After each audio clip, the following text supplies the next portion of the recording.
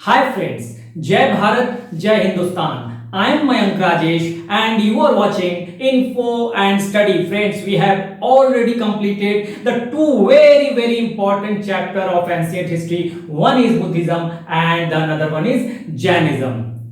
We have completed these two chapters in detail, and so this is high time to compare these two. Okay, so let's start the class. देखिए दोस्तों, हमने Buddhism को, बौद्ध धर्म को और जैन धर्म को बहुत ही विस्तार से खत्म किया है अपने रेगुलर लेक्चर में, और ये वो समय है कि जब हमने खत्म कर लिया तो एक बार दोनों को कंपेयर कर लिया जाए, दोनों का तुलनात्मक अध्ययन कर लिया जाए। तो जहां तक तुलनात्मक अध्ययन की बात है, सबसे पहले हम देखते हैं कि दोनों में सिमिलैरिटी क्या है। वो मैं सिर्फ बोल देता हूं, बाद में हम डिफरेंस कर लेंगे यहां लिख के, ठीक है, रिटर्न वर्क कर लेंगे डिफरेंस के लिए, वो भी सिंबॉलिक होगा, बाकी तो आप समझ लेंगे। तो देखिए, जहां तक जैन धर्म और बौद्ध धर्म की बात है, अगर सिमिलैरिटी की, अगर हम समानताओं की बात करें तो देखिए दोनों 6ठी शताब्दी ईसा पूर्व में मुखर होते हैं, ठीक है। धार्मिक आंदोलन 6ठी शताब्दी ईसा पूर्व में यानी 6th सेंचुरी बीसी में शुरू होता है, जस्ट आफ्टर द वैदिक पीरियड, ठीक है।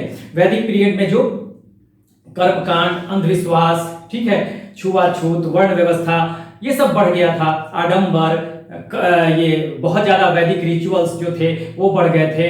आपको शब्दों के उच्चारण पे, मंत्रों के उच्चारण पे ज्यादा ध्यान दिया जाने लगा था। हाँ, छोटी छोटी चीजों में मीन मेख निकाला जाता था, ठीक है ना, और सेक्रीफाइसेस यानी पशु बलि ये सब दी जा रही थी, ठीक है। वैदिक कल्चर जो था बहुत ज्यादा आडंबर युक्त हो चुका था। तो इन्हीं के खिलाफ ये दोनों धर्म आते हैं, बौद्ध धर्म और जैन धर्म। कब? 6th सेंचुरी बीसी में ये मुखर होते हैं।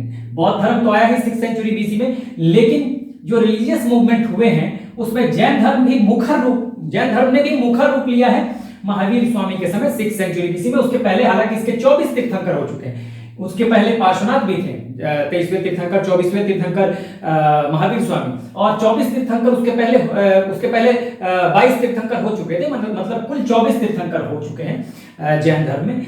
लेकिन मुखर रूप लिया जैन धर्म ने भी 6th सेंचुरी बीसी में under the leadership of Mahavir Swami, ठीक है। तो ये हमने under the leadership of Mahavir Swami, ठीक है। तो ये एक बड़ी बात निकल के आती है, ठीक है। तो देखिए दोनों 6th सेंचुरी बीसी में समानता, ठीक है, मुखर होते हैं। दोनों वैदिक कल्चर के खिलाफ है, वैदिक रिलीजन के खिलाफ है, वैदिक रिचुअल्स के खिलाफ है, यानी कर्म कांडों के खिलाफ है, सैक्रिफाइसेस के खिलाफ है, पशु बलि के खिलाफ है, वर्ण व्यवस्था के खिलाफ है, जाति प्रथा के खिलाफ है। वर्ण व्यवस्था के खिलाफ की बात अगर मैं कर रहा हूं तो जाति व्यवस्था के खिलाफ है। तो ये सब इनमें समानताएं थी, ठीक है। दोनों वैदिक धर्म की खिलाफत के तौर पे ही दोनों उभर के आए थे, ठीक है। उन्हीं के खिलाफ ये दोनों धर्म उठ के खड़े हुए थे, तो ये सब समानताएं हैं, ठीक है ना। दोनों जो हैं ईश्वर में विश्वास नहीं रखते हैं, हालांकि ये ईश्वर में विश्वास बिल्कुल नहीं रखता। ये कहता है कि हम ईश्वर में विश्वास तो रखते हैं, हाँ, ये कहता है कि we do believe in the existence of God but we place God lower than Jina, यानी ये जीना से नीचे रखते हैं, ठीक है ना। मतलब ईश्वर का स्थान जीना से नीचे है, तो एक तरह से देखा जाए तो ये भी ईश्वर में विश्वास नहीं करते, ठीक है ना। एक तरह से अगर हम बौद्ध धर्म से कंपेयर करें तो बौद्ध धर्म की तुलना में ये थोड़े आस्तिक हैं, वैसे ये नास्तिक है, ये अंतर है। तो एक तरह से देखें तो समानताओं में ये भी आ जाएगा कि दोनों अनिश्वरवादी, दोनों ईश्वर में विश्वास नहीं रखते, यानी गॉड में विश्वास नहीं रखते हैं, ठीक है। दोनों ये मानते हैं कि ईश्वर जो है संसार का रचयिता नहीं है। गॉड में ही विश्वास नहीं है तो संसार का रचयिता कैसे हो सकता है, ठीक है। दोनों ये मानते हैं कि ईश्वर जो है संसार का रचयिता नहीं है। तो ये तो समानताएं हो गई। दोनों 6th सेंचुरी बीसी में मुखर होते हैं, दोनों वैदिक कल्चर के खिलाफ खड़े होते हैं, दोनों जो है जाति व्यवस्था का विरोध करते हैं, दोनों जो है जाति व्यवस्था का विरोध करते हैं, दोनों जो है वो ईश्वर में विश्वास नहीं रखते, ठीक है। दोनों मानते हैं कि ईश्वर जो है वो संसार का रचयिता नहीं है। तो ये तो समानताएं हो गई। लेकिन देखिए कास्ट सिस्टम की जहां तक बात है, सिद्धांततः थियोरेटिकली ये वैदिक धर्म के खिलाफ खड़े होंगे और थियोरेटिकली ये वर्ण व्यवस्था और कास्ट सिस्टम के खिलाफ है।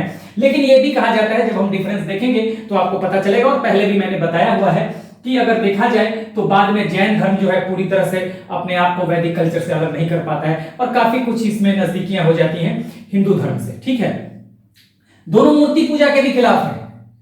सिद्धांततः दोनों शुरुआती दौर में मूर्ति पूजा के भी खिलाफ है, लेकिन बाद में मूर्ति पूजा भी दोनों में होगी, ठीक है, दोनों में आइडल वर्शिप भी होने लगेगी, ठीक है ना। तो ये सब चीजें हैं कि आप देखेंगे कि बहुत सारी चीजें जो हैं वो समानता तो है थियोरेटिकली, लेकिन हम जब हम डिफरेंस देखेंगे तो वहां पर आप देखेंगे कि बहुत कुछ अंतर आपको देखने के लिए मिलेगा। तो कुछ समानताएं हैं, लेकिन उन्हीं समानताओं में कुछ असमानताएं भी दिखेंगी आपको, ठीक है। तो सिद्धांत अगर थियोरेटिकली बात करें तो कुछ समानताएं हमने बता दी, वैदिक धर्म के खिलाफ, वर्ण व्यवस्था के खिलाफ, वेदों के खिलाफ, ठीक है, अगेंस्ट वेद वैदिक कल्चर के खिलाफ है, कास्ट सिस्टम के खिलाफ, ठीक है।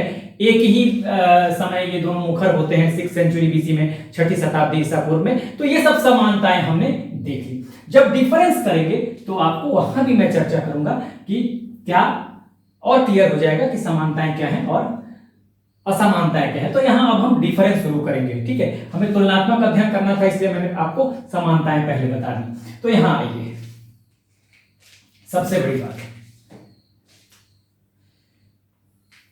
देखिए, 6th सेंचुरी बीसी में दोनों आते हैं, और बुद्धिज्म के जो रिलीजियस लीडर की अगर बात करें तो रिलीजियस लीडर की अगर हम बात करते हैं, रिलीजियस लीडर, तो यहां एकमात्र आपको दिखेंगे कौन?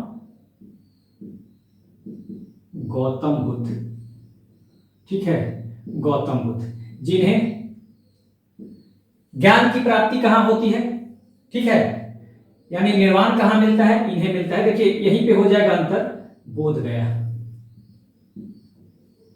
बोध गया बिहार में, ठीक है, पीपल के पेड़ के नीचे, बोध गया बिहार में पीपल के पेड़ के नीचे इन्हें ज्ञान की प्राप्ति होती है। यहां के जो देखिए रिलीजियस लीडर की अगर हम बात करें, देखिए अंतर समझते जाइएगा और कुछ समानताएं भी खुद ढूंढिएगा, ठीक है। रिलीजियस लीडर यहां जो है, देखिए अगर हम बात करें तो तीर्थंकर यहां 24 तीर्थंकर है, ठीक है ना, 24 तीर्थंकर है, 24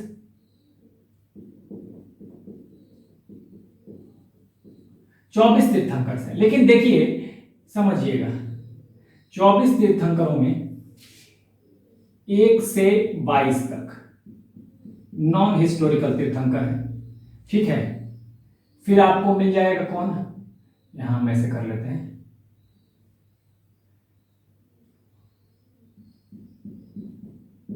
पार्श्वनाथ, जो कि 23वें तीर्थंकर है, 23वें तीर्थंकर दिए हैं, और ये फर्स्ट हिस्टोरिकल तीर्थंकर भी है, फर्स्ट हिस्टोरिकल तीर्थंकर है।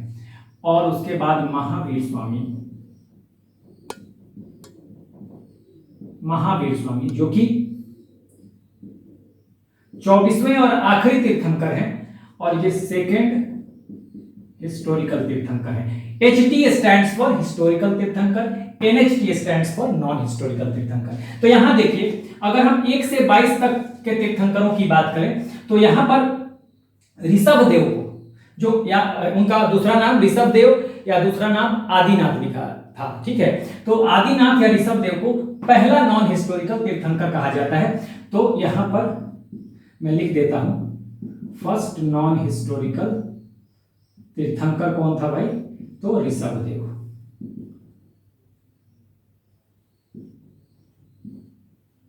ऋषभ देवा, इन्हीं को आदिनाथ भी कहते। देखिए यहां बताने का मतलब, आप जब खुद क्वेश्चन में लिखेंगे तो इतना नहीं लिखेंगे, लेकिन जब मैं कंपैरिजन कर रहा हूं तब भी एक एक डिटेल बताऊंगा ताकि आपके दिमाग में चीजें सेट करें। अब देखिए यहां पर सिर्फ रिलीजियस लीडर के नाम पर, धार्मिक धर्म गुरु के नाम पर सिर्फ एक गौतम बुद्ध यहां पे दिखाई दे रहे हैं, ठीक है, गौतम बुद्ध।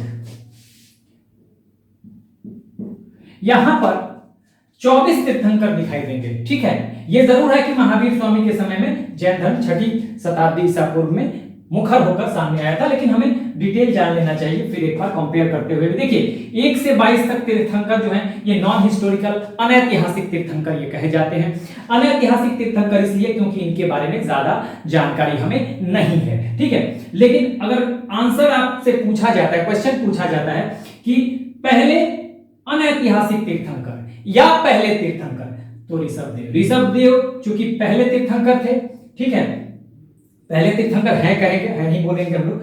तो ऋषभ देव या आदिनाथ पहले तीर्थंकर हैं जैन धर्म के, ठीक है।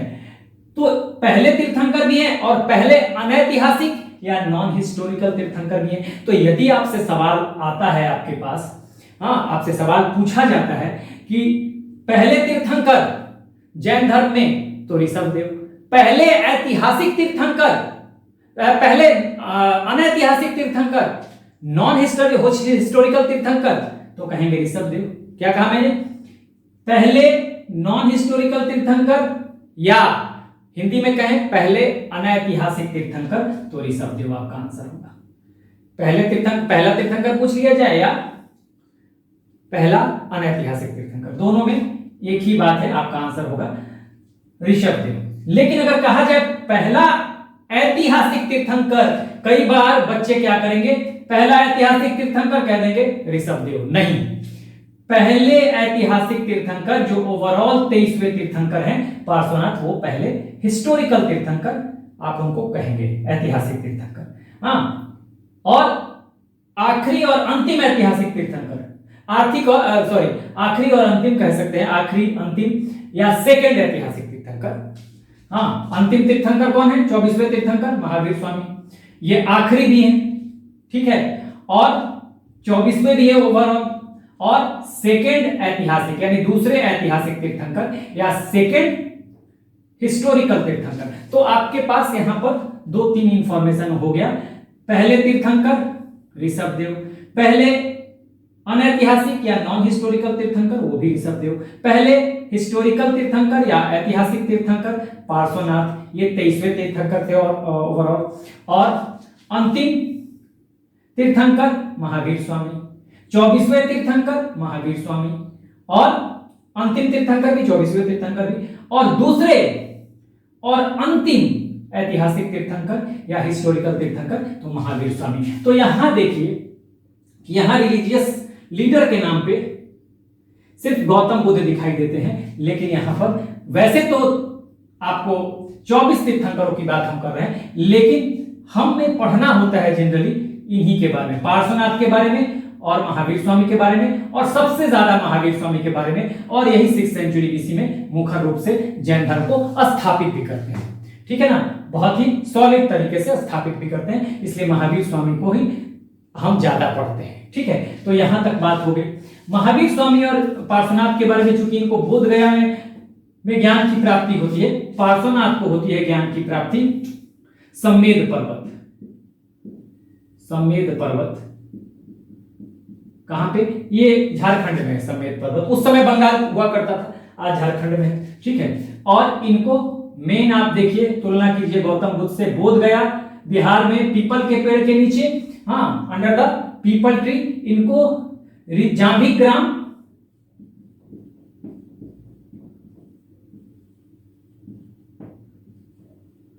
रिजुपालिका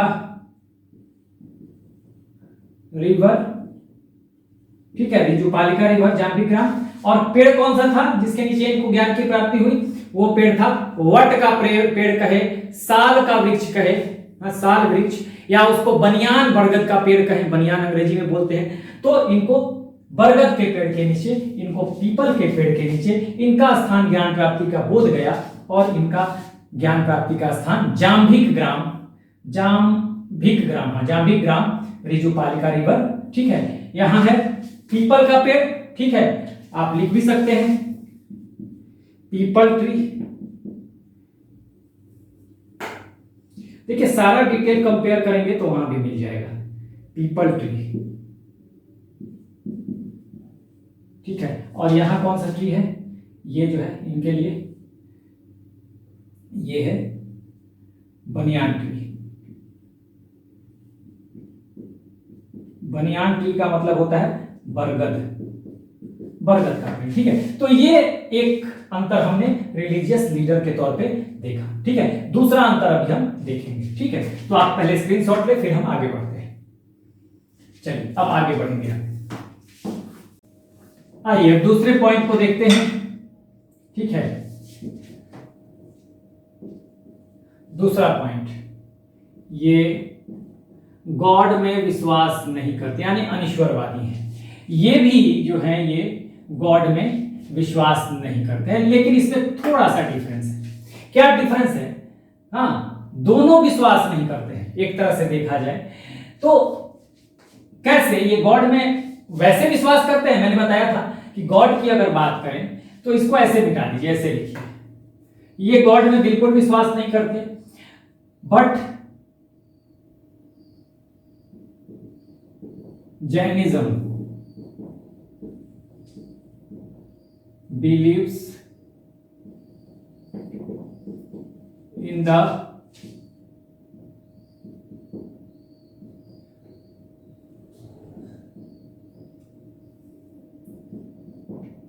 existence of God, but places God's places them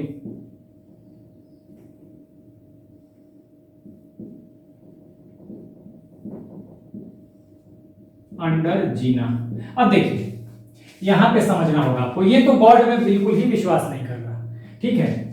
अब ये कह रहा है कि Jainism believes in the existence of God but places them under Jina. Jina का मतलब मैंने बहुत बार बताया है, जीना कौन होता है? जैनिज्म जो वर्ड है वो जीना से बना हुआ है, जिसे संस्कृत से लिया गया है, and it does mean, Jina does mean conqueror, विजेता, जीतने वाला। जीत कहां पे आपको हासिल करनी है?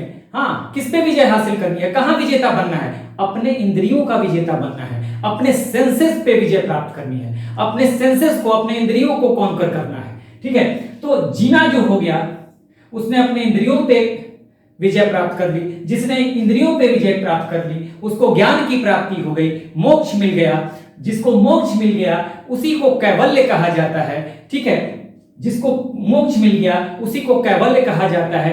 का आप कैवल्य हो जाते हैं, इट मींस आप ही कैवलिन हो जाते हैं और आप ही तीर्थंकर होते हैं। तो लगभग जीना का मतलब वही है, जिनको मोक्ष की प्राप्ति हो गई, ठीक है, जिनको इंद्रियों पे विजय प्राप्त हो गई, जो विजेता बन गया इंद्रियों का, उसको ज्ञान मिल गया और ज्ञान मिला तो वो कैवल्य हो गया। तो कैवल्य का शब्द का मतलब भी होता है मोक्ष। कैवलिन जो हो गया उसको भी मोक्ष मिल गया, कैवलिन का मतलब यही होता है। और जो जीना होता है, जो कैवल्य होता है, और या जो कैवलिन होता है वही तीर्थंकर भी बनता है। तो ये जीना। अब कहता है भाई कि जीना से नीचे रखता है गॉड को। गॉड में तो विश्वास करता है, पूरी तरह अनिश्वरवादी नहीं है, गॉड में तो विश्वास करता है, लेकिन जीना से नीचे रखता है। इसका मतलब वो तीर्थंकरों से, कैवल्यों से या कैवलिनों से जीना का जो स्थान है ऊपर रखता है। जैन धर्म कहता है कि गॉड को मान लेते हैं, लेकिन उनका स्थान जीना से नीचे है, कैवल्य से नीचे है, तीर्थंकरों से नीचे है, ठीक है। तो एक तरह से देखा जाए कि बौद्ध धर्म के कंपैरिजन में ये तो थेइस्ट है, यानी कि क्या है? बौद्ध धर्म के कंपैरिजन में आस्तिक है ये थोड़ा, लेकिन ओवरऑल देखा जाए तो नास्तिक है। तो अब मैं कह सकता हूं, अगर ये ईश्वर में विश्वास नहीं करता, इट मींस कि ये है अथेइस्ट। अथेइस्ट, अथेइस्ट का मतलब समझते हैं अंग्रेजी में? अथेइस्ट, थेइस्ट का मतलब होता है, थेइस्ट का मतलब one who believes in the existence of God. अगर ए लगा देंगे तो ए का मतलब नॉट हो जाता है। One who doesn't believe in the existence of God उसको कहते हैं atheist, and one who doesn't sure in the existence of God he is called agnostic, ठीक है। तो यहां हम अथेइस्ट है, यानी कि गॉड में विश्वास नहीं रखते हैं। तो यहां अगर देखा जाए तो अगर हम कह सकते हैं ये थेइस्ट है, जैन धर्म जो है ये जैन, इसका मतलब क्या है कि ये थेइस्ट है, थेइस्ट इन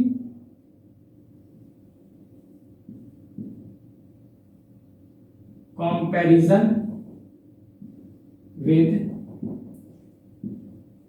बुद्धिज्म। अगर बुद्धिज्म के लिहाज से देखें तो थेइस्ट है, बट ओवरऑल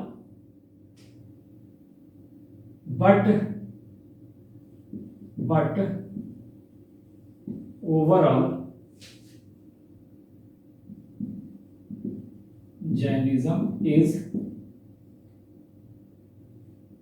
atheist। अथेइस्ट, अथेइस्ट का मतलब देखिए मैंने क्या लिखा, theist in comparison with Buddhism. अगर हम बुद्धिज्म से, बौद्ध धर्म से कंपेयर करें तो ये आस्तिक है, ठीक है ना। लेकिन अगर हम ओवरऑल देखें तो ये भी एथेइस्ट है, ये भी अनिश्वरवादी है। क्यों? ये कहता है ईश्वर में तो विश्वास करते हैं, ध्यान से सुनिएगा, ईश्वर में तो विश्वास करते हैं, लेकिन ये जो ईश्वर है वो हमारे जीना से उसका स्थान नीचे है। तो इसने कह दिया जीना से स्थान नीचे है, तो एक तरह से जब जीना को कैवलिनों को तीर्थंकरों को ऊपर कर दिया इसने, ईश्वर से ऊपर का स्थान दिया, ऊपर का दर्जा दिया, तो ईश्वर में कहां विश्वास है? इसको एक तरह से देखा जाए विश्वास नहीं है। तो आप तो हर बात के लिए आप कहेंगे कि भाई तीर्थंकर ही करते हैं जो भी काम करते हैं, गॉड का तो कोई रोल ही नहीं है। तो जब गॉड के रोल को आप मानते ही नहीं है, तो कहीं ना कहीं डायरेक्टली या इनडायरेक्टली आप कह रहे हैं कि आप ईश्वर में विश्वास नहीं करते। तो आप यहां पे बहुत जरूरी है समझना कि समानताएं क्या हैं। तो हमने बताया था कि दोनों अथेइस्ट हैं, लेकिन अब डिफरेंस यहां पे क्या निकलता है कि बौद्ध धर्म की तुलना में जैन धर्म जो है वो आस्तिक है, लेकिन ओवरऑल ये नास्तिक है। ठीक है, तो ये ध्यान दीजिएगा, थेइस्ट यहां पर, theist in comparison with Buddhism, हाँ, थेइस्ट व्हेन कंपेयर्ड टू, ऐसे मत लिखो, व्हेन कंपेयर्ड टू, व्हेन, ऐसे लिखिए, theist when compare to Buddhism. ठीक है,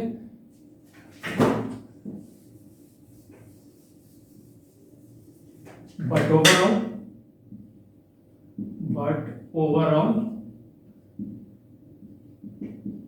अथेइस्ट। तो कंक्लूजन यही निकल रहा है कि अगर बौद्ध धर्म से तुलना किया जाए तो ये आस्तिक है। ठीक है, आप मैं हिंदी में भी थेइस्ट का मतलब आस्तिक, आस्तिक, और अथेइस्ट का मतलब नास्तिक। क्योंकि हिंदी वाले कहेंगे कि भाई मतलब नहीं समझाया, अथेइस्ट का मतलब नास्तिक। देखिए, गॉड में विश्वास नहीं, यहां भी अगर एक तरह से देखा जाए तो गॉड में विश्वास, अगर नास्तिक है तो गॉड में विश्वास है। हां, अगर तुलना कर ली जाए बौद्ध धर्म से तो थोड़ा सा आस्तिक है कि वो कहता है कि हम बिलीव तो करते हैं लेकिन जीना से नीचे रखते हैं। ठीक है, तो ये यहां आपको सिमिलरिटी दिख रही है। हाँ, here you see similarity, both are atheist, but इस सिमिलरिटी में भी कहीं ना कहीं थोड़ा सा थेइज्म दिखता है, थोड़ा सा दिखता है कि ये आस्तिक है, ओवरऑल नास्तिक है। तो ये हमने एक डिफरेंस कर लिया, दूसरे नंबर का डिफरेंस था ये। ठीक है, तो यहां आपको क्या याद रखना है, थेइस्ट, अथेइस्ट, अथेइस्ट। लेकिन जब कंपेयर किया जाएगा जैन धर्म को बौद्ध धर्म से तो ये आस्तिक है, थेइस्ट है। तो इस तीन चीजों को थोड़ा सा माइनर डिफरेंस को आप समझिए। ठीक है, अब देखिए तीसरा नंबर। अब तीसरा नंबर क्या है, ये कहता है कि यूनिवर्स कहें या कहें सृष्टि, हम कहते हैं सृष्टि, दुनिया, संसार। ठीक है, संसार इटर्नल नहीं है, यहां तो आपने देख लिया ना, इटर्नल नहीं है, परमानेंट नहीं है। ठीक है, नित्य नहीं है, शाश्वत नहीं है। ठीक है, इटर्नल नहीं है, परमानेंट नहीं है, नित्य नहीं है, एक ही बात है। मैं सारे शब्दों को इसलिए लिख रहा हूं कि आपको कंपेयर करने में आसानी हो। ठीक है, और संसार नित्य नहीं है। ठीक है, इटर्नल यानी कि संसार डिस्ट्रक्टिबल है। हाँ, संसार का विनाश होता है। अब यहां समझिएगा बहुत, यहां मैं मिटा रहा हूं, यहां आप देख लीजिए 2 पॉइंट यहां पे मैंने लिख दिया था। ये अथेइस्ट है, गॉड में विश्वास नहीं है, अनिश्वरवादी है। ये भी अनिश्वरवादी है। सिर्फ कहां पे ये ईश्वरवादी है, जैन धर्म, अगर बौद्ध धर्म से तुलना करते हैं तब। तो ये मैंने आपको समझा दिया था। ये तीसरा पॉइंट, जब यहां आप चाहें तो थोड़ा सा स्क्रीनशॉट ले सकते हैं क्योंकि मैं मिटाऊंगा। ठीक है, यहां देखिए,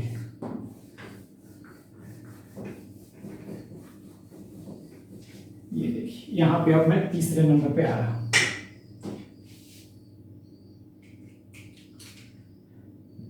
थर्ड, यूनिवर्स और सृष्टि के बारे में। यूनिवर्स और सृष्टि के बारे में, इसका क्या है? सिमिलरली देखिए ये इटर्नल है, देखिए डिफरेंस दिख रहा है। इटर्नल मतलब होता है परमानेंट, अनंत, खत्म नहीं होगा। ये इटर्नल है, ये परमानेंट है, यानी ये नित्य है, यानी ये शाश्वत है, यानी ये स्थायी है, ठीक है, यानी ये इंडेस्ट्रक्टिबल है।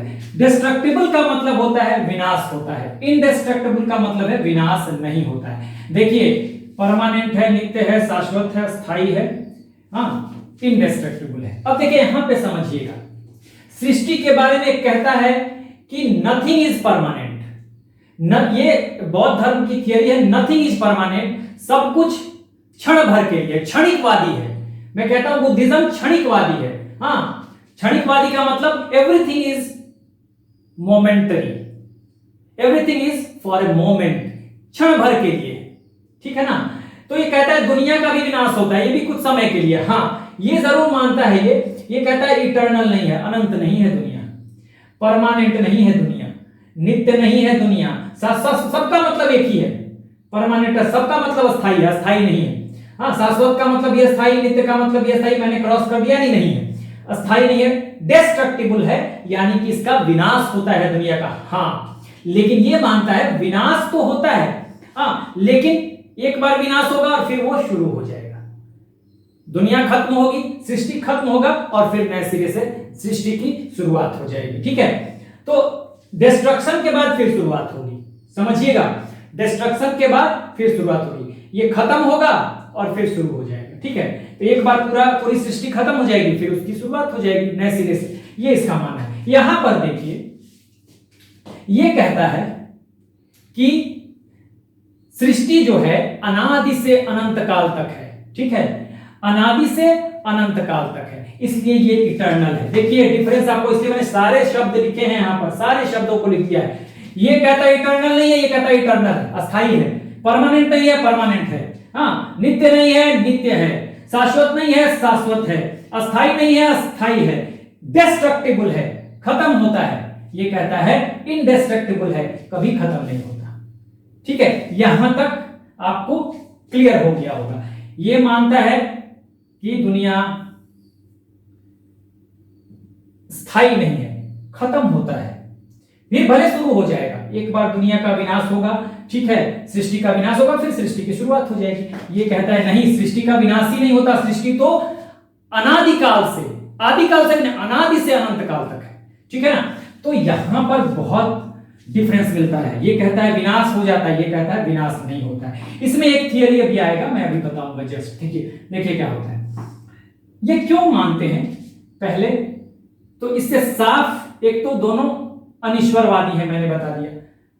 केवल एक मामले को छोड़ दिया जाए कि ये कहता है जैन धर्म कि हम ईश्वर में विश्वास रखते हैं लेकिन जीना से नीचे मानते हैं, ठीक है, ईश्वर, ठीक है, कैवल्य से नीचे मानते हैं, तीर्थंकरों से नीचे मानते हैं। तो सीधी सी बात है कि जब ईश्वर में विश्वास ही नहीं है तो ये दोनों नहीं मानते। यहां पर सिमिलरिटी है, ये दोनों कहते हैं कि संसार का रचयिता ईश्वर नहीं है। पहले भी मैं आपको समानता जब बता रहा था वो बता दिया, संसार का रचयिता ईश्वर नहीं है। लेकिन यहां इनका संसार के बारे में, सृष्टि के बारे में अलग अलग व्यू है। ये कहता है इटर्नल नहीं है, यानी अस्थाई नहीं, यानी परमानेंट नहीं, यानी नित्य नहीं, यानी शाश्वत नहीं। ये कहता है नहीं जी, शाश्वत है, अस्थाई है, दुनिया का विनाश नहीं होता। समझ गए इस बात को, दुनिया का विनाश नहीं होता। और जैन धर्म एक बात कहता है, ये कहता है कि एक बार खत्म हो जाता है, दुनिया जो है, सृष्टि जो है खत्म हो जाती है, अंत आता है और फिर दोबारा से शुरुआत होती है। ये कहता है कि अंत नहीं होता। देखिएगा, समझिएगा, ये मैं पहले भी बता चुका हूं। इसने कहा कि दुनिया कुछ शाश्वत नियमों से चलती है, ठीक है। जैन धर्म ने कहा कि दुनिया कुछ शाश्वत नियमों से चलती है, ठीक है, शाश्वत नियमों से चलती है। किसने बताया? जैन धर्म ने, कि देखिए दुनिया का इनडेस्ट्रक्टिबल है, विनाश तो नहीं होता, इसमें उत्थान और पतन होता है। ये उत्थान हो गया और ये पतन हो गया। दुनिया एक बार क्लाइमेक्स पे पहुंचेगी, सृष्टि का एक बार जबरदस्त उत्थान होगा और फिर एक मैक्सिमम पॉइंट पे जब उत्थान का मैक्सिमम पॉइंट पहुंच जाएगा तो फिर इसका पतन भी होगा, डाउनफॉल भी होगा। लेकिन डाउनफॉल में भी क्या है, ये डाउनफॉल भी एक मैक्सिमम लिमिट तक होगा, पूरी तरह से खत्म नहीं होगा। ये डाउनफॉल हुआ लेकिन पूरी तरह से खत्म नहीं होगा। ये उत्थान हुआ फिर पतन हुआ और फिर मिनिमम मतलब मैक्सिमम ये डाउनफॉल जब इसका हो जाता है, मैक्सिमम डाउनफॉल, अधिकतम डाउनफॉल, अधिकतम पतन, एक पॉइंट पे जाके अब इस पतन के बाद ये खत्म नहीं होगा, ये लोएस्ट पॉइंट पे जाएगा पतन के और फिर यहां से दोबारा उत्थान होना शुरू हो जाएगा। फिर पतन होगा, फिर उत्थान होगा, फिर पतन होगा और फिर उत्थान होगा। यानी पतन और उत्थान के क्रम में दुनिया चलती है, खात्मा नहीं होता। देखिएगा, ये कहता है पूरी तरह से खत्म हो जाएगी, बौद्ध धर्म कहता है पूरी तरह से खत्म हो जाएगी, फिर सृष्टि का नए सिरे से विकास होगा। ये कहता है नहीं, उत्थान होगा फिर उसका पतन भी होगा लेकिन खत्म नहीं होगा। पतन के बाद फिर उत्थान होने लगेगा, फिर पतन होगा, फिर उत्थान होने लगेगा। और इसी को उसने कहा कि दुनिया चक्रों में चलती है। ये एक चक्र हो गया, ठीक है। ये उत्थान और पतन के बीच का एक चक्र इसको मानती है, ये जैन धर्म मानता है, जिसमें कहता है कि एक साइकिल है, साइकिल में चक्रों में चलता है और यही शाश्वत नियम है। कुछ रूल्स रेगुलेशन है, इसी के अकॉर्डिंगली दुनिया या सृष्टि चलती है, ठीक है। ये कहता है कि भाई एक जो चक्र है इसमें 63 सलाका पुरुष होते हैं, 24 तीर्थंकर होते हैं और 12 चक्रवर्ती सम्राट होते हैं। डिटेल लेक्चर में मैं लिखवा चुका हूं। एक चक्र में 63 सलाका पुरुष यानी ग्रेट हीरोज, 24 तीर्थंकर, 63 सलाका पुरुष, 63 ग्रेट हीरोज कहा जाता है एक चक्र में जैन धर्म के अनुसार। एंड 24 तीर्थंकर्स, 24 तीर्थंकर एंड 12 चक्रवर्ती सम्राट यानी ग्रेट किंग्स, 63 ग्रेट हीरोज यानी 63 सलाका पुरुष, 24 तीर्थंकर यानी 24 तीर्थंकर्स एंड 12 चक्रवर्ती सम्राट यानी कि 12 ग्रेट किंग्स या महान शासक एक चक्र में, इस एक चक्र में होंगे। ये कहना है जैन धर्म का। ये मैं पूरा बता चुका हूं। इस उत्थान को कहा जाता है उत्सर्पणी और पतन को कहा जाता है अवसर्पणी। ये उत्सर्पणी है, इसको उत्सर्पणी कहा जाएगा, उत्थान की जो प्रक्रिया है, और ये जो पतन हो रहा है इसको अवसर्पणी।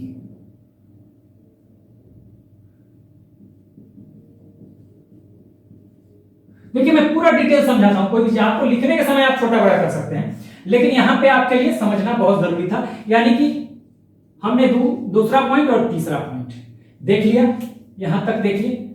संसार कहता है कि विनाश होता है, बौद्ध धर्म क्या कहता है, विनाश होगा, विनाश के बाद फिर एक बार संसार की उत्पत्ति होगी, फिर विनाश होगा, यानी प्रलय की संभावना है। यहां पर बात करता है कि प्रलय आती है दुनिया में, हिंदू धर्म में भी है कि प्रलय आती है फिर दुनिया का नए सिरे से विकास होता है। जैन धर्म कहता है इनडेस्ट्रक्टिबल है। देखिए इन सब शब्दों पे आप ध्यान दीजिएगा। ये कहता है डेस्ट्रक्टिबल, विनाश होगा यानी प्रलय आएगी। ये कहता है नहीं, प्रलय का मतलब सब कुछ खत्म हो जाएगा और फिर नए सिरे से शुरुआत होगा। प्रलय का मतलब क्या है, सब कुछ खत्म हो जाएगा। इसका कहना है प्रलय आएगा, सब कुछ खत्म हो जाएगा, फिर नए सिरे से सृष्टि का विकास होगा, हाँ यूनिवर्स का विकास होगा। ये कहता है नहीं, इनडेस्ट्रक्टिबल है सृष्टि, यूनिवर्स, ये कभी खत्म नहीं होगा, उत्थान और पतन के चक्र में चलेगा। उत्थान वाला जो प्रोसेस है उसको उत्सर्पणी कहा जाता है, पतन वाला जो प्रोसेस है वो अवसर्पणी कहा जाता है। तो दोनों का अंतर आपने बहुत अच्छे से समझ लिया होगा, स्क्रीनशॉट ले सकते हैं। आगे बढ़ते हैं, इसी में देख लेते हैं आगे। देखिए मैंने बताया सर अभी कि ये कहता है कि ईश्वर जो है संसार का रचयिता नहीं है, ठीक है। अब यहीं पे देखिए एक चीज और, ठीक है, यहां पे 2 हो गया, 3 हो गया, यहीं पे मैं लिखता हूं चौथा, ठीक है। यहां पे चौथा देखिएगा, या फिर मैं इसको मिटा के लिखता हूं। अब आइए चौथे नंबर पर भी देखते हैं, और चौथे नंबर पर हम लेंगे सोल को, आत्मा को।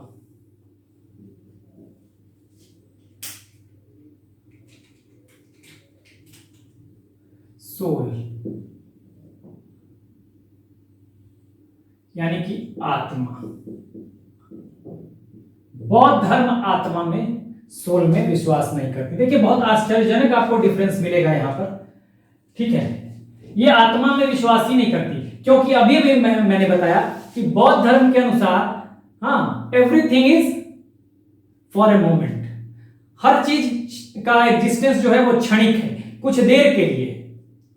तो आत्मा को भी ये मानता नहीं कि परमानेंट है, आत्मा विश्वास ही नहीं है कि आत्मा जैसी कोई चीज है जो परमानेंट होती है, ठीक है। ये कहता है हर चीज परमानेंट, तो आत्मा में विश्वास ही नहीं करता कि आत्मा जैसी कोई चीज होती है, ठीक है। तो ये क्षणिकवाद में विश्वास करता है। देखिए जो मेरा लेक्चर है उससे आपको ये जरूर पता चलेगा कि क्षणिकवाद में विश्वास करता है। और यहां भी आपको एक आश्चर्यजनक चीज मिलेगा, ठीक है, अभी मैं बताऊंगा। अब यहाँ पे चौथा में देखें तो इसके ये आत्मा में विश्वास करता है सोल, लेकिन इसकी आत्मा की परिकल्पना गजब की है, ठीक है। ये आत्मा में विश्वास करता है और ये कहता है आत्मा कहां भी है, जीव में भी है और अजीव में भी है। यानी आप सजीव और निर्जीव कह सकते हैं, जीव अजीव का मतलब सजीव निर्जीव, ठीक है। इसको आप अंग्रेजी में कह सकते हैं, आपको अंग्रेजी में कह सकते हैं एनिमेट और इनएनिमेट, ठीक है, दोनों में। आप इसको ये भी कह सकते हैं जड़ और चेतन, सॉरी इधर आप चेतन, एनिमेट चेतन और इधर जड़, ठीक है। अजीव यानी कि जड़, जीव यानी कि एनिमेट। आत्मा कहता है यहां पर कि आत्मा में तो विश्वास है ही इसको, साथ साथ इसका बिलीव ये भी है जैन धर्म में कि आत्मा जो है हर वस्तु में है, दुनिया के इंसानों में है, पहाड़ों में है, झरनों में है, ईंट में है, पत्थरों में है, दीवालों में है। दुनिया की कोई ऐसी वस्तु नहीं जिसमें आत्मा नहीं है। ये कहता है जीव अजीव दोनों में है, एनिमेट इन एनिमेट दोनों में है, यानी चेतन में भी है, जड़ में भी है, यानी सजीव में भी है, निर्जीव में भी है। तो इतना से आप समझ जाइए, आत्मा दीवारों में है, पंखे में है, इंसानों में है, जानवरों में है, पेड़ पौधों में है, ईंट पत्थरों में है, पहाड़ों में है, झरनों में है। ये कॉन्सेप्ट आपको जबरदस्त ढंग से, बिल्कुल हिंदू धर्म से बिल्कुल अलग आत्मा का कॉन्सेप्ट है यहाँ पर, ठीक है ना। तो ये ध्यान दीजिएगा कि ये कहता है कि सोल और आत्मा में विश्वास तो करता है, लेकिन ये मानता है कि जड़ और चेतन, ये जड़ हो गया यानी निर्जीव हो गया, और चेतन यानी सजीव हो गया, दोनों में आत्मा है, ठीक है। तो आपसे आपके सवाल में ऑप्शन बन सकता है कि भाई आत्मा किसमें है जैन धर्म के अनुसार, ह्यूमन, एनिमल्स, हाँ, माउंटेन्स, प्लांट्स, ऐसे करके या तीन ऑप्शन इसमें से दे दे, human, animals, mountains and all of these, ठीक है ना, ऑल ऑफ दीज। अब क्या होगा, अगर आप सिंपल कॉन्सेप्ट रखे हुए हैं तो आप तो आंसर लगा देंगे, क्या सिर्फ इंसानों में, या ऑप्शन बना देगा ओनली 1 and 2 यानी इंसान और जानवर, ठीक है ना, पहाड़ों को अलग कर देगा। तो अब तो आप चक्कर खाएंगे आप, क्योंकि आपको ये लगेगा, अब मान लीजिए मैं ऐसे लिख देता हूं, अब दे देता है ऑप्शन में आत्मा किसमें है भाई, तो ह्यूमन, एनिमल्स, हाँ, mountains and all of this, ठीक है। और उसमें ऑप्शन बनाएगा ओनली, जो ऑप्शन ये तो पहले दे दिया, ऑप्शन बनाया ओनली फर्स्ट एंड, ये मान लीजिए 1 है 2 है, ओनली फर्स्ट एंड सेकंड, हाँ, ओनली सेकंड एंड थर्ड, हाँ, और 1 2 3 और 4, और एक ऑप्शन आपको देगा ऐसे करके दे देगा ओनली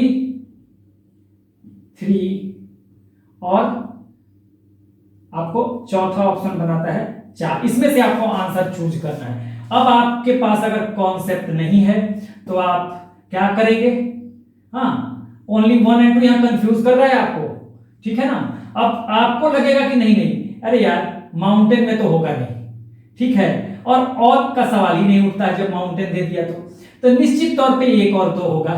आप जनरल कॉन्सेप्ट जो रख के चल रहे हैं आत्मा का, तो आप आराम से कहेंगे ओनली 1 and 2, लेकिन यहां आपका आंसर गलत हो जाएगा जी। यूपीएससी ऐसा सवाल बनाएगा, ठीक है, कॉन्सेप्ट वाला सवाल यूपीएससी बनाएगा। तो आपको ध्यान रखना है कि जैन धर्म के अनुसार आत्मा हर चीज में है।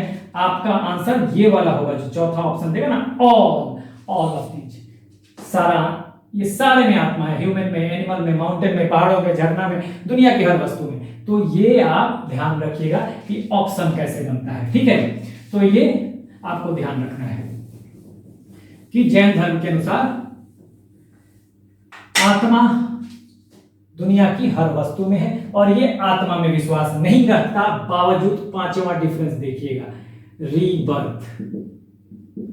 ये सिमिलरिटी तो हो जाएगी, यहीं पे रख लीजिए, ये रीबर्थ में विश्वास करता है और ये भी रीबर्थ में विश्वास करता है। अब देखिए यहां पे ध्यान दें, ये तो आत्मा में विश्वास करता ही है, तो रीबर्थ में विश्वास करता है, कोई बड़ी बात नहीं है।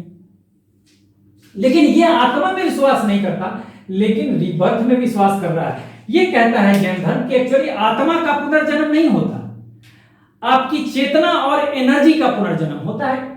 हालांकि गौतम बुद्ध इस बारे में चीजों को बहुत ज्यादा स्पष्टता नहीं दे पाए, गौतम बुद्ध बहुत ज्यादा स्पष्टता नहीं दे पाए हैं, बावजूद ये हमें मान के चलना पड़ता है कि इन्होंने कहा कि चेतना और एनर्जी का जन्म होता है दोबारा। हाँ, वास्तव में आत्मा का जन्म नहीं होता, आत्मा तो नश्वर है, खत्म हो जाती है। अगर आत्मा होती भी है तो नश्वर है। इनका कहना है आत्मा होती ही नहीं है, होती भी है तो क्षण भर के लिए, और क्षण भर के लिए अस्थायी नहीं है, तो आत्मा क्या है भाई, सीधी सी बात है, आत्मा में विश्वास ही नहीं है। लेकिन रीबर्थ में, अब यहां पर आपको डिफरेंस मिलता है कि आत्मा में विश्वास नहीं है लेकिन रीबर्थ है। यहां आत्मा में विश्वास है तब रीबर्थ है, यहां आत्मा में विश्वास नहीं है तब रीबर्थ है, यहां आत्मा में विश्वास है तब रीबर्थ है। पुनर्जन्म, रीबर्थ का मतलब पुनर्जन्म है, यानी पुनर्जन्म दोनों में है, ठीक है, पुनर्जन्म दोनों में है। यह सिमिलैरिटी है, समानता है। लेकिन फिर असमानता कैसे हो जाती है, आत्मा के कॉन्सेप्ट को लेकर, आत्मा की अवधारणा को लेकर। यहां आत्मा मानता ही नहीं है बौद्ध धर्म, ये कहता है आत्मा तो जी दुनिया की हर वस्तु में है, ठीक है ना। तो ये एक डिफरेंस हमने और देख लिया, हाँ, आत्मा को लेके। अब आइए आगे बढ़ेंगे।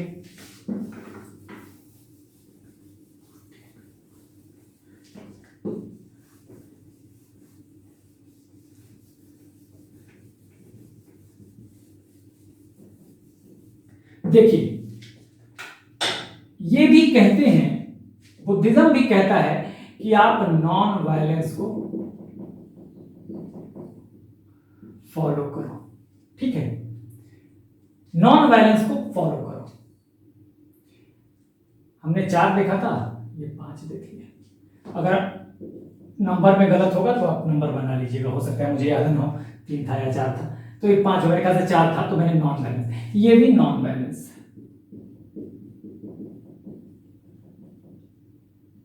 यानी अहिंसा, ठीक है, और ये भी अहिंसा। लेकिन देखिए यहां भी आपको अंतर मिलेगा, सिमिलैरिटी दिख रही है, दोनों नॉन वायलेंस को फॉलो करने की बात करते हैं। हाँ, क्योंकि महात्मा बुद्ध ने भी कहा है अहिंसा को फॉलो करने की बात, ठीक है। तो महात्मा बुद्ध ने अगर कहा है और ये भी कह रहा है, लेकिन अब देखिए महात्मा बुद्ध के और इनके अहिंसा में बहुत का फर्क है। ये कहते हैं नॉन वायलेंस का मतलब ये एक्सट्रीम है, नॉन वायलेंस कैसे डिफरेंस हो जाता है कि ये नॉन वायलेंस इनका एक्सट्रीम है। कैसे एक्सट्रीम है, दोनों में देखिए एक सिमिलरिटी है थियोरेटिकली, दोनों कहते हैं भाई अहिंसा को फॉलो करना है, लेकिन ये जो है ठीक है कह दिया, हाँ जनरल तौर पे अहिंसा मत करो, हाँ, लेकिन इनका तो बहुत एक्सट्रीम अहिंसा है। ये कहते हैं खेती भी मत करो क्योंकि उससे उसमें कीट पतंगे मर जाएंगे, ठीक है। इनके नॉन बैलेंस का मतलब क्या है, अगर अच्छाई के लिए हाँ थोड़ी सी अहिंसा का सहारा लेना पड़ता है, कोई दिक्कत है, मिडिल पाथ की बात करते हैं गौतम बुद्ध। हाँ, दूसरे को अगर समाज के कल्याण के लिए, कुछ अच्छाई के लिए कुछ हो सकता है कि अगर मिडिल पाथ थोड़ा बहुत अगर हिंसा की बात हो भी जाती है तो कोई दिक्कत नहीं। ऐसी हिंसा नहीं जिससे नुकसान हो किसी का, वैसी हिंसा जिससे फायदा हो, तो ये मिडिल पाथ की बात करेंगे। हाँ, नॉन वायलेंस की बात पशु बलि जो वैदिक पीरियड में दी जा रही थी, वो नॉन वायलेंस यही तो है कि अगर अहिंसा की बात कही जाएगी तो पशु धन की रक्षा होगी। लेकिन इन्होंने तो एक्सट्रीम ही कर दिया, अतिशय कर दिया। आप खेती भी करोगे तो उसमें कीट पतंगे मरेंगे, खेती कैसे होगा भाई, समाज कैसे बढ़ेगा, अर्थव्यवस्था कैसे बढ़ेगी, ठीक है ना।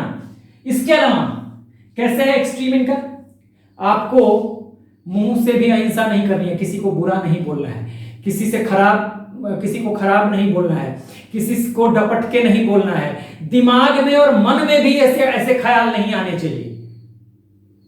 अहिंसा वाले, अहिंसात्मक का मतलब अगर क्रोध करते हैं, दिमाग में भी किसी के प्रति क्रोध आ गया तो वो गलत है। हाँ, अब बताइए, आपको कोई संस्था आप अगर आप चला रहे हैं, सरकार देश चला रही है, तो कहीं ना कहीं किसी ना किसी मामले में आपको स्ट्रिक्ट होना पड़ेगा देश चलाने के लिए, इवन परिवार चलाने के लिए। कई बार अपने बच्चों को डांटना पड़ता है लोगों को अच्छे रास्ते पे लाने के लिए, लेकिन उसको भी जैन धर्म कहता है अहिंसा है। नहीं, आपको ऐसा नहीं करना है।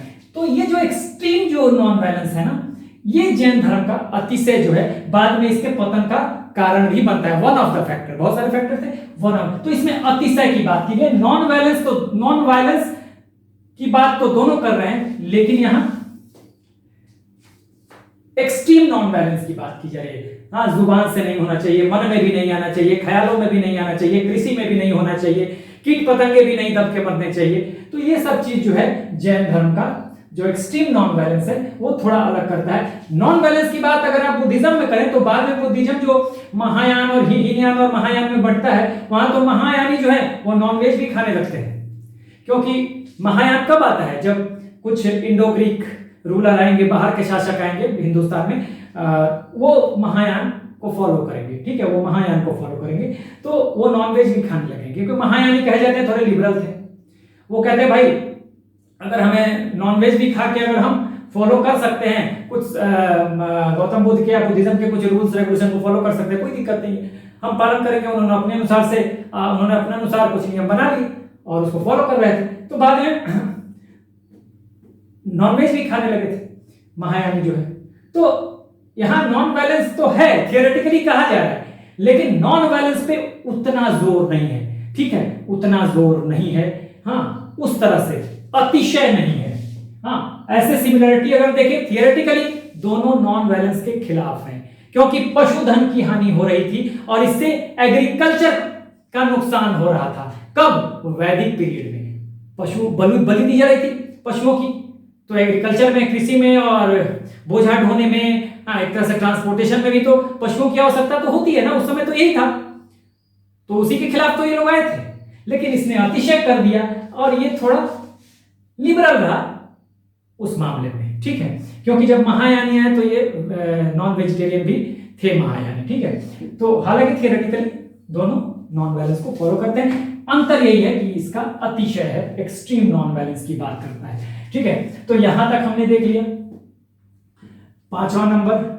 ठीक है, उसके बाद आप देखेंगे कि ये, हाँ, 6ठा नंबर देखिए, ये तो कपड़े पहनते हैं, क्लोथ पहनते हैं। और ये कपड़े अगर देखें तो इसमें ऐसे देखिए, ये पहले तो शुरुआती जो ओरिजिनल टीचिंग्स है जैनिज्म की, उसमें कपड़े नहीं पहनने की बात है। हालांकि पार्श्वनाथ जो थे 23वें तीर्थंकर, उनके फॉलोअर्स जो थे वो कपड़े पहनते थे। लेकिन यहां पर बाद में जो देखें मुख्य रूप से जो दो सेक्ट बटे, हाँ, कौन से? श्वेतांबर एंड दिगंबर, ये मैं बता चुका हूं। ठीक है, श्वेतांबर जो थे ये व्हाइट कपड़े पहनते थे, ठीक, व्हाइट क्लोथ। और दिगंबर ये विदाउट क्लोथ रहेंगे। इसके बारे में मैं बता चुका हूं कि ये श्वेतांबर और दिगंबर जो थे, पहला जो बौद्ध संगीति हुआ, प्रथम बौद्ध संगीति नहीं, जैन संगीति जो हुआ, कहां पे? पाटलिपुत्र में। उस समय शासक कौन था?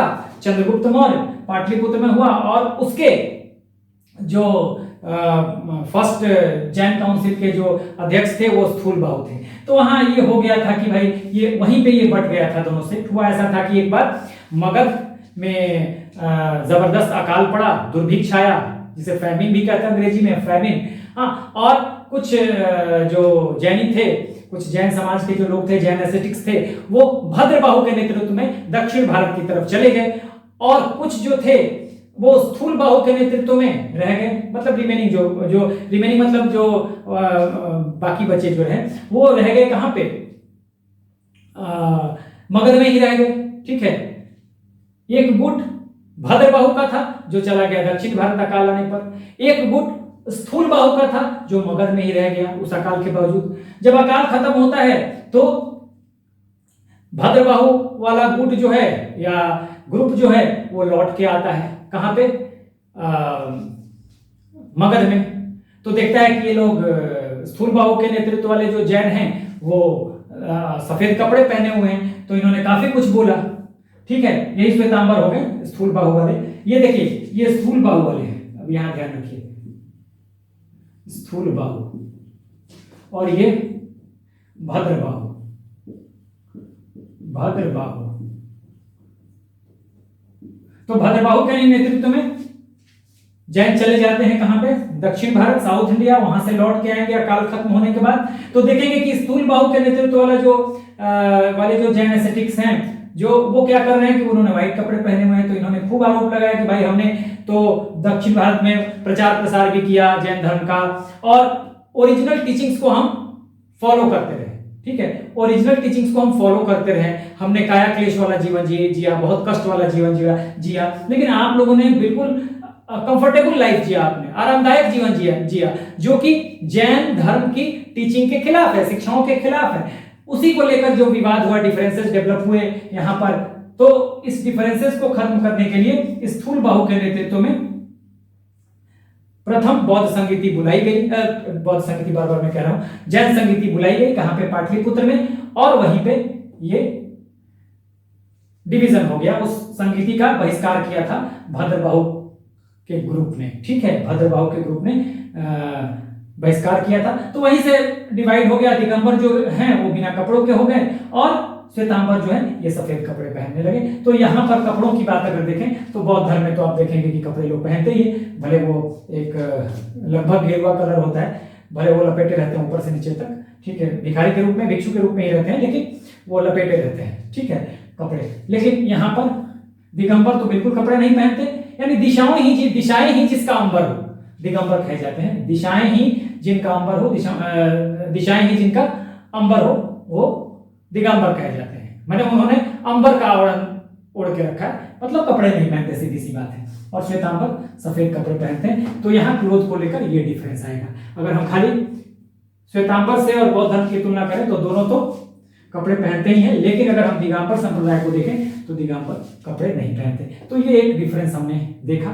ठीक है, छठे नंबर का डिफरेंस था। अब आते हैं आगे।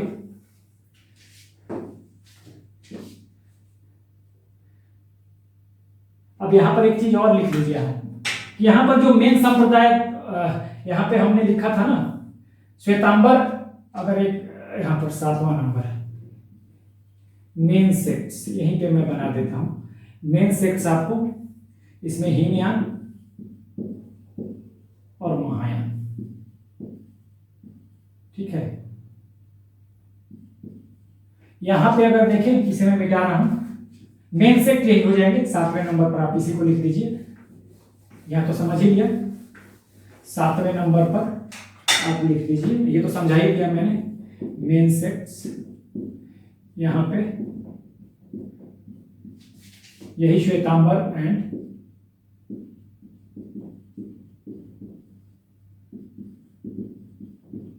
दिगंबर, ये हो गए। यही श्वेतांबर सफेद कपड़े पहनते हैं, ये स्थूल बाहु के ग्रुप के हैं, और दिगंबर जिनके लीडर कौन थे, भद्रबाहु, इन्हीं के लीडरशिप में, भद्रबाहु के लीडरशिप में दिगंबर समाज को, दिगंबर संप्रदाय को फॉलो करने वाले गए थे साउथ इंडिया। ठीक है, तो मेन सेक्ट्स इसमें श्वेतांबर दिगंबर, इसमें हीनयान और महायान। हीनयान देखिए अब यहां भी समझ लीजिए, हीनयान जो है ओरिजिनल टीचिंग्स को फॉलो करते हैं। सारी चीजें मैं डिटेल आपको बता देता हूं। हीनयान ओरिजिनल टीचिंग्स को फॉलो करेंगे, महायान थोड़े परिवर्तन के साथ एक्सेप्ट करते हैं, तभी महायानी जो है ये लोग नॉन वेज भी खाने लगे थे। ठीक है, और श्वेतांबर जो है यहाँ पर, ये यहाँ पर लिबरल है, यानी यहाँ पे हीनयानी ऑर्थोडॉक्स माने जाते हैं, ये लिबरल माने जाते हैं। यहाँ पर देखिए श्वेतांबर जो है, चूंकि इन्होंने कपड़े पहन लिए तो ये लिबरल हो गए और ये परिवर्तन करके नियमों के पालन में विश्वास रखते हैं। लेकिन ये स्टॉन्च हैं, तो ये क्या है, ये ऑर्थोडॉक्स है यहाँ पर।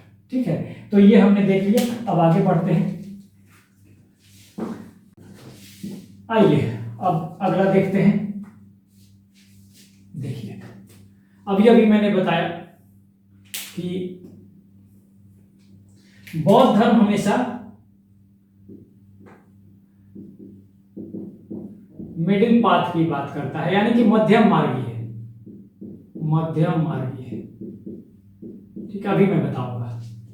और ये कहता है काया क्लेश, काया क्लेश।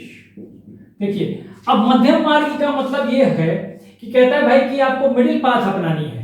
हाँ, इसकी टीचिंग्स में मध्यम मार्ग है, ना आपको बहुत ही अपने शरीर को एक्सट्रीम पेन देना है, हाँ, ना ही आपको बहुत ही लग्जूरियस लाइफ जीना है, बहुत आराम तलबी वाला जीवन भी नहीं जीना है, और बहुत ज्यादा ऐसा नहीं हो जाना कि आपके शरीर को कष्ट होने लगे, आप खाए बिना मरने लगे, आप में बहुत ज्यादा दरिद्रता हो। दोनों में से कोई नहीं आना चाहिए, आप में बीच का रास्ता आपको अपनाना चाहिए। सिमिलरली कहता है कि अगर मान लीजिए कि हमने टीचिंग कहे कि भाई हमारी टीचिंग क्या है कि हमें सच बोलना चाहिए, बौद्ध धर्म कहता है हमेशा सच बोलना चाहिए, ठीक है, लेकिन सच बोलने का मतलब ये नहीं है कि अगर किसी का नुकसान भी हो रहा हो, हाँ, और बहुत ज्यादा नुकसान इन द सेंस कि अच्छाई, किसी के मतलब कि अच्छे काम के लिए अगर आपको झूठ बोलना पड़ रहा है, किसी अच्छे काम के लिए, समाज कल्याण के लिए या किसी और अच्छे काम के लिए, और वहां पर आप अपने रास्ते से थोड़ा सा हटके अगर झूठ बोल देते हैं और कल्याण का काम हो जाता है, वेलफेयर का काम हो जाता है, इसमें कोई बुराई नहीं है। सच तो आपको प्रायः बोलना है, लेकिन जरूरत पड़ने पर समाज कल्याण के लिहाज से, दूसरों की भलाई के लिहाज से अगर आपको कभी झूठ का सहारा भी लेना पड़ता है तो गलत नहीं है। इसी को मध्यम मार्ग कहते हैं, ठीक है, मध्यम मार्ग अपनाने की बात करता है, ठीक है। तो ये बौद्ध धर्म का जो है ये टीचिंग्स है, ठीक है, मध्यम मार्ग। यहां पर ये काया क्लेश, ये कहता है कि भाई ऐसा होना चाहिए जीवन कि आपका जो है वो भौतिक उत्थान भी हो, और वो कहते हैं भौतिक उत्थान के साथ साथ आपका मानसिक उत्थान भी हो, ठीक है ना, दोनों चीजें हो आपका। हाँ, आप प्रोग्रेसिव भी रहे, लेकिन इतना भी ना हो जाए कि इतने आराम तलब हो जाए। प्रोग्रेसिव का मतलब कि आप बिल्कुल बहुत ज्यादा आराम तलब हो जाए, वैसा नहीं होना चाहिए। बीच वाला रास्ता अपनाइए, आपका थोड़ा भौतिक उत्थान भी हो, थोड़ा मानसिक उत्थान भी हो, इस तरह की चीजें, तभी ये मिडिल पाथ की बात। हमेशा मध्यम मार्ग अच्छा होता है इसके हिसाब से। ये तो काया क्लेश क्यों भाई, एक्सट्रीम की बात अभी भी मैंने समझाया। ये अब कहता है भाई कि अभी मैंने नॉन वायलेंस में भी वही चीज बता दिया, एक्सट्रीम। अब ये काया क्लेश की बात का मतलब ये होता है कि जब आपको ज्ञान की प्राप्ति हो जाती है, उसके बाद आपको शरीर को त्यागना है, मतलब कष्ट देना है, शरीर को खूब कष्ट दीजिए, ठीक है ना। काया क्लेश का मतलब खूब कष्ट दीजिए। और काया क्लेश में दो बातों को कहा गया है। जब आपको ज्ञान की प्राप्ति हो जाती है तो दो मेथड से आप शरीर का त्याग कर सकते हैं। एक संलेखना, एक ही मेथड है बेसिकली, संलेखना, और ये संथारा आज इसी को कहा जाता है आधुनिक समय में, संथारा। इसमें क्या होता है संलेखना में कि संलेखना में होता क्या है कि आप उपवास करके या अपने भोजन को रोज थोड़ा थोड़ा कम करके उपवास पे चले जाते हैं और फिर अपने शरीर को कमजोर करके आप प्राण त्याग देते हैं। तो बहुत ज्यादा कष्ट की बात करता है, काया क्लेश की बात करता है, ये नहीं, ये मिडिल पाथ की बात करता है। अपने शरीर को कष्ट देना है लेकिन हिसाब से। कष्ट तो अगर आप नहीं करेंगे तो आपका उत्थान कैसे होगा, कष्ट नहीं लेंगे तो, लेकिन हिसाब से। आप मध्यम मार्गी हो जाइए, मिडिल पाथ अपने। लेकिन ये तो बिल्कुल, ये संलेखना पहले होता था, इसी का आधुनिक नाम संथारा दे दिया गया। इसमें भी रूम में बंद करके और उपवास करके प्राण त्यागे जाते हैं, ठीक है। तो निर्वाण के बाद शरीर त्यागने का ही तरीका है संलेखना, जिसे एक तरह से आप सुसाइड या आत्महत्या भी कह सकते हैं, ठीक है। संलेखना विधि से दो राजाओं का नाम आता है। मैंने पहले बताया चंद्रगुप्त मौर्य, जो कि मौर्य डायनेस्टी के शासक थे। हाँ, उन्होंने संलेखना विधि से कर्नाटका में, संलेखना विधि से चंद्रगिरी की पहाड़ियों में, ठीक है, कर्नाटका के श्रवणबेलगोला में, चंद्रगिरी की पहाड़ियों में उन्होंने प्राण त्यागे थे संलेखना विधि से। और दूसरा एक और राजा का नाम आता है इंद्र थर्ड, नोट कर लीजिए। संलेखना विधि में दो राजाओं का नाम आएगा, चंद्रगुप्त मौर्य जो कि मौर्य डायनेस्टी के संस्थापक थे। हाँ, चंद्रगिरी की पहाड़ियों में, श्रवणबेलगोला में इन्होंने प्राण त्यागे थे संलेखना विधि से। और एक और शासक हैं राष्ट्रकूटा शासक। जब आप मेडाइवल हिस्ट्री में जाएंगे तो वहां राष्ट्रकूट शासकों के बारे में पढ़ेंगे तो इंद्र थर्ड का नाम आता है, आप नोट कर लीजिएगा संलेखना के पास, ठीक है। एक तो चंद्रगुप्त मौर्य और एक इंद्र थर्ड। ये मौर्य डायनेस्टी के संस्थापक थे, ये राष्ट्रकूटा थे, राष्ट्रकूट शासक थे, ठीक है। और ये मौर्य साम्राज्य के संस्थापक थे, ठीक है। लिख लीजिएगा मौर्य साम्राज्य के, चलिए संस्थापक। ठीक है, तो ये संलेखना विधि से दो लोगों का नाम आता है, इन दोनों का। ठीक है, तो ये आप ध्यान दीजिएगा, मिडिल पाथ और कायाक्लिस। आगे बढ़ते हैं।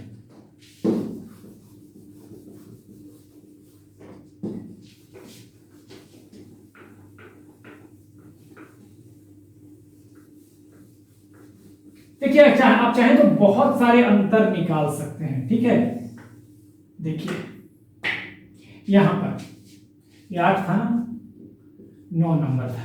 ठीक है, देखिए यहां पे संघ होता है बौद्ध धर्म में, संघ होता है बौद्ध धर्म में, जहां पे भिक्षु रहा करते हैं, मॉन्क्स रहा करते हैं। ठीक है, तो यहां पे तो इसको संघ ही कहा जाता है, संघ। ठीक है ना, और इसी तरह का ये प्रचार प्रसार के लिए होता है धर्म के। हाँ, गृहस्थ जीवन में लोग नहीं होते, गृहस्थ जीवन त्याग कर और संघ ज्वाइन कर लेते हैं।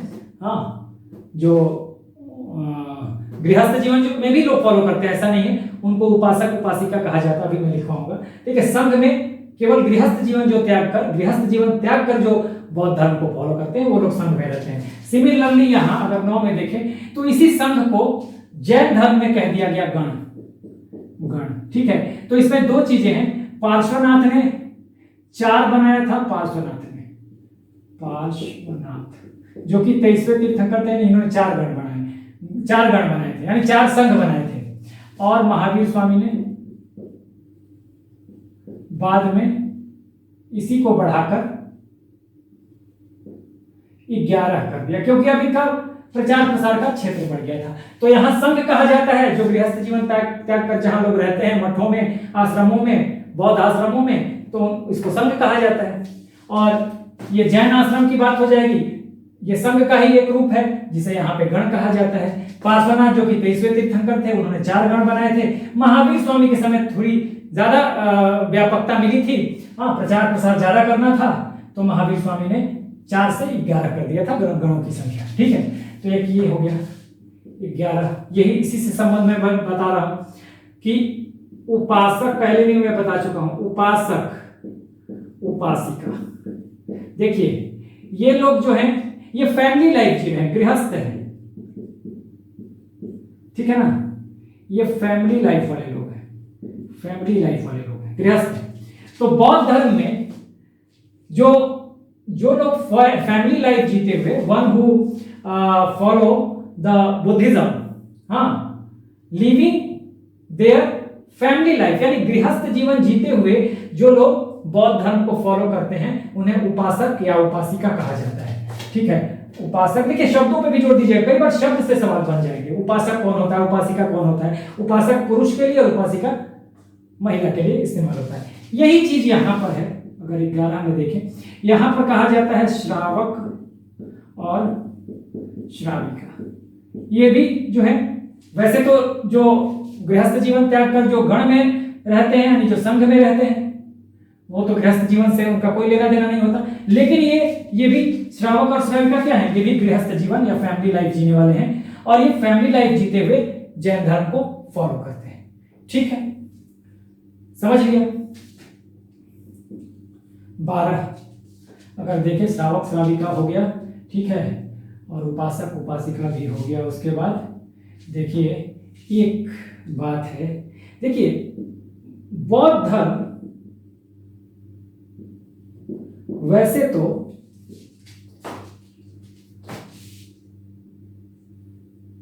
देखिए भारत में लगभग खात्मा हो गया, मैंने सारा डिटेल बताया हुआ था।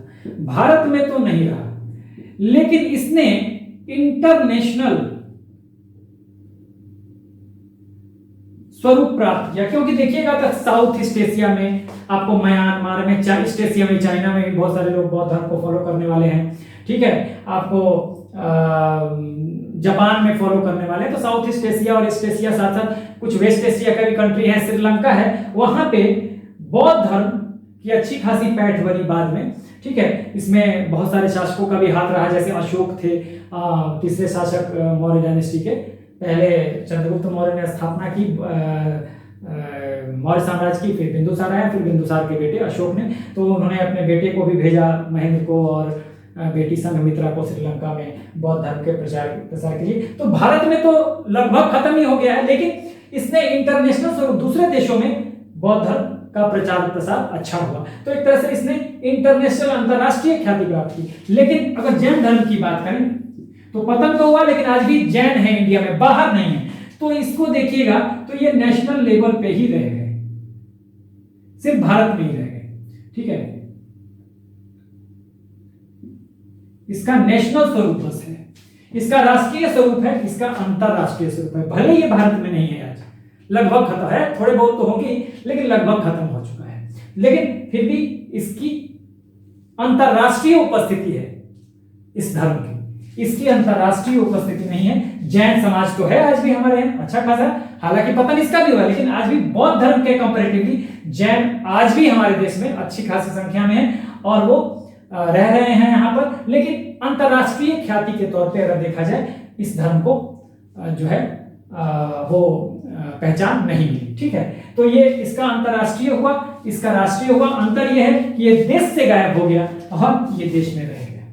ठीक है, ये एक खूबी थी। इसके अलावा एक चीज और देख लीजिए,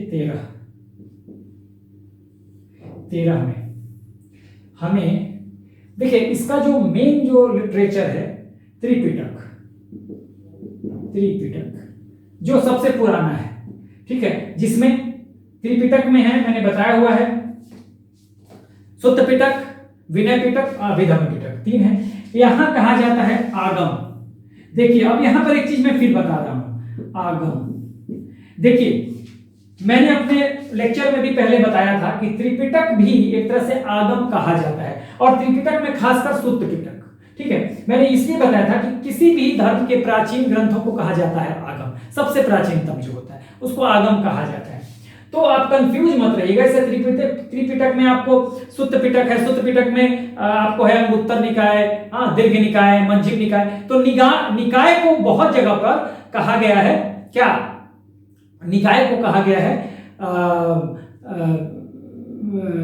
दीर्घ आगम कहा गया है, मध्यम आगम कहा गया है। तो आगम इसको भी कहा जाता है, लेकिन ये आगम कहना अलग बात है।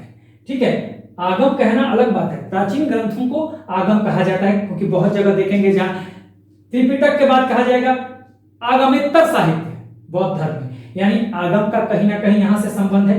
बावजूद इसको डायरेक्टली आगम ही कहा जाता है जैन धर्म में, जो इसके लिटरेचर हैं आगम कहा जाता है। और जो कि आप देखेंगे कि सेकेंड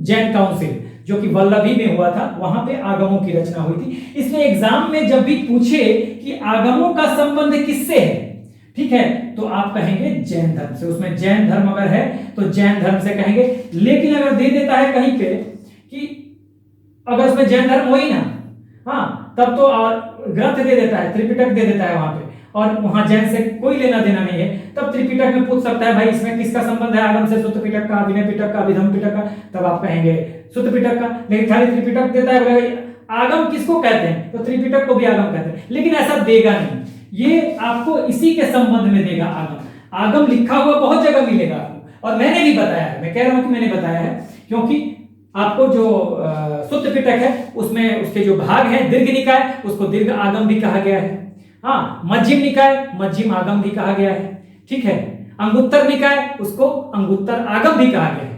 तो इसलिए इसका संबंध भी आगम से है। लेकिन सीधे सीधे डायरेक्टली अगर पूछता है सवाल कि आगमों का संबंध किससे है, तो इसके लिटरेचर को, शुरुआती लिटरेचर को आगम कहा ही जाता है। नाम ही जैसे इसमें त्रिपिटक नाम दे दिया गया, नहीं, इसमें आगम कहा ही जाता है। ठीक है ना, तो जैन आगमों का संबंध किससे है, जैन धर्म से, ध्यान दीजिएगा। ठीक है, इसके बाद 13 हो गया ना, आइए 13 के बाद एक चीज और यहीं लिखते हैं, 14। देखिए इसने जो लैंग्वेज अपनाया था ये पाली,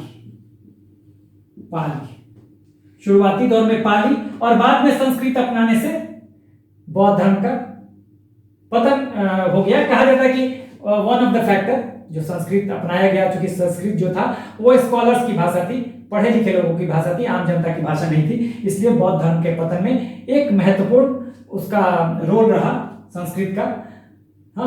तो पहले शुरुआती दौर में पाली था, और आप देखेंगे तो यहाँ 13 था, यहाँ पे मैंने 12 13 होगा ना, ये 13, और यहाँ पे 14 में अगर हम देखें यहीं पर जैन धर्म में, तो शुरुआती दौर में इन्होंने प्राकृत और अर्धमगधी और अर्धमगधी, ये प्राकृत और अर्धमगधी, देखिए पाली अपनाया बौद्ध धर्म में शुरुआती दौर में, इसने अपनाया कौन सा, प्राकृत, और अर्धमगधी अपनाया किसने, जैन धर्म में, जबकि शुरुआती दौर में बौद्ध धर्म ने अपनाया पाली। दोनों ने बाद में संस्कृत अपनाया है, हाँ, बौद्ध धर्म ने भी, और शुरुआती दौर में इन्होंने अपनाया इन सब लैंग्वेज को। तो इनकी पॉपुलैरिटी में आसानी रही, क्योंकि आसान भाषा थे, कॉमन लोगों की भाषा थे ये, ठीक है, सामान्य जनता के लैंग्वेज थे ये, ठीक है। प्राकृत, अर्धमगधी, आप कहें कि पाली, ये सामान्य लोग बड़ी आसानी से समझ जाते थे। हाँ, अगर कहते हैं कि बिहार में अगर भोजपुरी में हम कोई चीज समझा दे तो पब्लिक जल्दी समझ जाएगी, क्योंकि वहां का लैंग्वेज है। लेकिन अगर बिहार के गांव में जाके हम अंग्रेजी बोलने लगे, हम अपनी मदद से अंग्रेजी बोलने लगे, तो उनको कम्युनिकेट कैसे कर पाएंगे। वही चीज इन दोनों धर्मों के साथ हुआ। इन्होंने बाद में संस्कृत को अपना लिया, और संस्कृत कुछ ही लोग जानते थे। वैसे लोग जो बहुत ज्यादा स्कॉलर हो, बहुत ज्यादा विद्वान हो, बहुत ज्यादा लर्नेड हो, बहुत ज्यादा पढ़े लिखे हो, तो आप बस पढ़े लिखे लोग इसको समझ पाएंगे। आम जनता कैसे समझेगी? ज्यादातर जनता जो पढ़ी लिखी नहीं है, या पढ़ी लिखी है भी तो उतनी स्कॉलर नहीं है, हाँ, जितनी उम्मीद की जाती है कि वो जैसे कि संस्कृत वाले लोग हुआ करते थे, उतनी स्कॉलर नहीं है, वो साधारण भाषा को समझती थी। तो आम जनता के लैंग्वेज में अगर आप किसी भी चीज को समझाएंगे, बताएंगे, तो लोग जल्दी उसको आत्मसात कर पाएंगे, ठीक है ना, तो उसकी पॉपुलैरिटी जल्दी मिलेगी, ठीक है। आज भी होता है क्या, अगर हम कोई क्लिष्ट भाषा बोलते हैं और सामने वाला समझ ही नहीं पाता है, वो बोर होकर निकल जाएगा। वैसे ही भाषा जो वो भी समझता हो, अगर हम इस्तेमाल करेंगे तो सुनेगा मेरी बातों को, ठीक है। तो इससे पॉपुलैरिटी अच्छी मिलती है। तो दोनों धर्मों ने जो संस्कृत को अपना लिया बाद में, तो इनके पतन का कारण संस्कृत भी रहा। ऐसे तो बहुत सारे कारण थे, मैंने कारण बताए हुए हैं, लेकिन वन ऑफ द फैक्टर, ठीक है। तो ये सारे डिफरेंस हमने किए हैं यहाँ पर। तो मुझे लगता है कि आपने डिफरेंसेस को बहुत अच्छे तरह से समझा होगा, और मैंने बहुत डिटेल में डिफरेंसेस समझाए। एक तरह से देखिए तो मैंने पूरा रिपीट कर दिया, बौद्ध धर्म और जैन धर्म को पूरा का पूरा रिपीट कर दिया। रिटन वर्क जरूर कम हुआ इसमें, ठीक है, पहले की तरह नहीं हुआ, लेकिन उन चीजों को अगर आप देखेंगे तो आपको लगेगा कि हमने एक बार पूरा रिवाइज कर लिया है। So this is the end of the video. Do like, share and subscribe. Take care, keep smiling.